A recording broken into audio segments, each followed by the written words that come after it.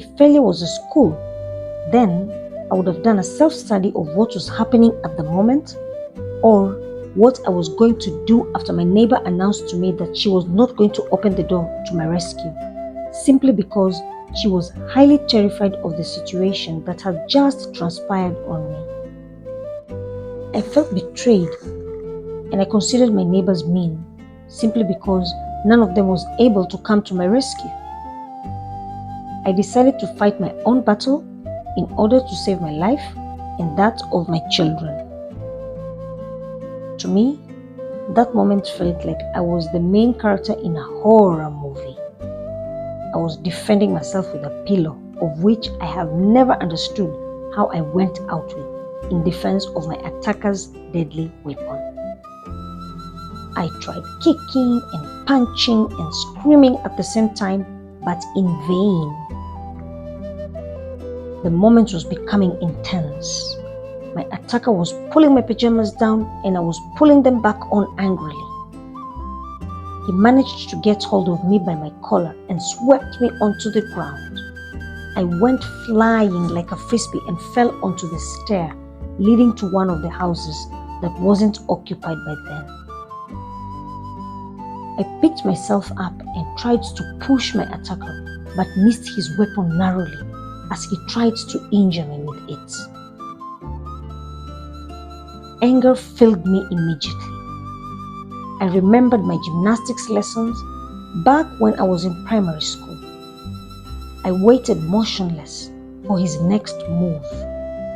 I could see his torch flickering about the walls. The floor was very slippery and I was struggling to stand upright. This time round, I must hit him.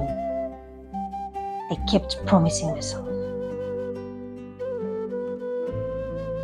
As he moved closer to me, I prepared myself to attack him. I tried to kick him, but I missed my target narrowly. I managed to get a chance and ran to my neighbor's door one more time after picking myself up from the stairs to see if she was going to let me in this time. My attacker was somehow becoming very nervous as he kept walking back and forth from where I was standing at my neighbor's doorstep to see if someone was coming to my rescue. I watched him from a distance as he came closer to me again. I had all the conviction in me that I was going to win the battle. Fear was no longer manifesting me. I was calm again. All I could see was victory. I was prepared to attack. My heart was racing and my eyes were very keen. I waited for him to come closer to me, and I fearlessly kicked him so hard that he went flying towards the gate. It came to my senses immediately that I should get back into the house. I dashed back inside our bedroom and locked the metal door behind me.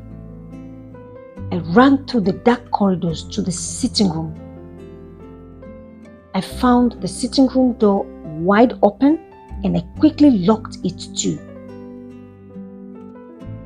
I took a deep breath, imagining how I had escaped death by a blink of an eye.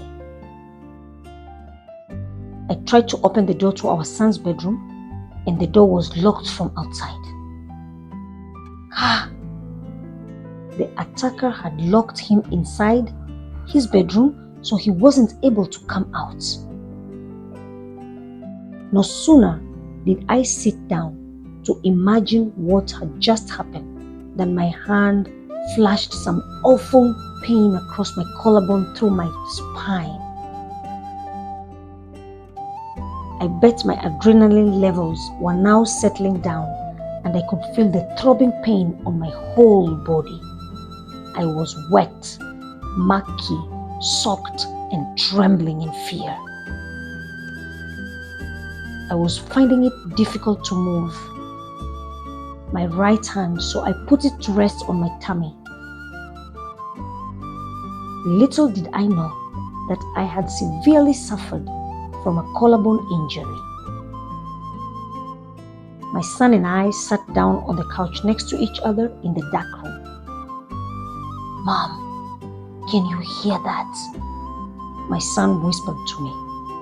We listened carefully.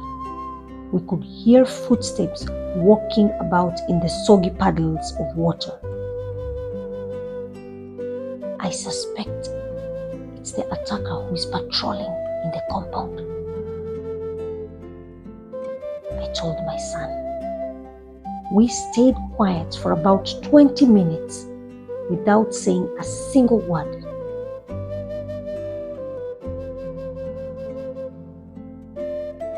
A phone rang from the kitchen. Wait, I had placed it on the microwave to charge the previous night before I went to bed because the charging socket in my bedroom was faulty. So I tiptoed to the kitchen to pick up the phone call. It was my neighbor calling. It was exactly 2:42 a.m. at that time. That was early in the morning. She was glad to hear my voice. "I'm so happy you're alive," she said, and she took a deep breath. I could see the guilt on her face, and I imagined how difficult it was to deal with it. She continued. I felt silence all of a sudden, and I was very worried. I told her I'm okay, and I told her not to go out because I could hear footsteps. After a few minutes, the lights turned on. We decided to go look at my daughter in her room. As soon as she saw me, she broke up into non-stop tears. I assured her that everything was okay and that the stranger had gone. I was soaked in blood. It took extra effort to convince her to go back to sleep. She was holding onto her doll tightly, and she wouldn't let go. By then, it had stopped raining. I took some pain-relieving medicine, and I had a hot shower. Then I made some tea with lemons. We said our prayers, and my son said he was ready to go back to sleep. My daughter could not go back to sleep, so she followed me to my bedroom. My hand was in severe pain. I could not move it.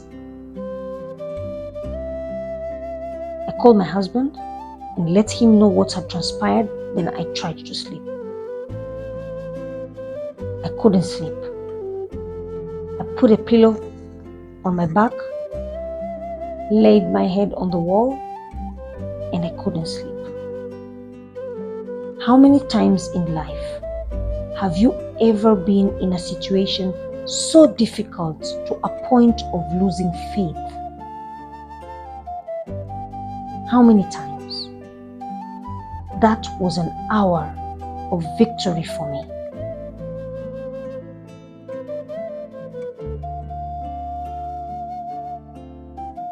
Look out for the next episode of Journeys and Stories.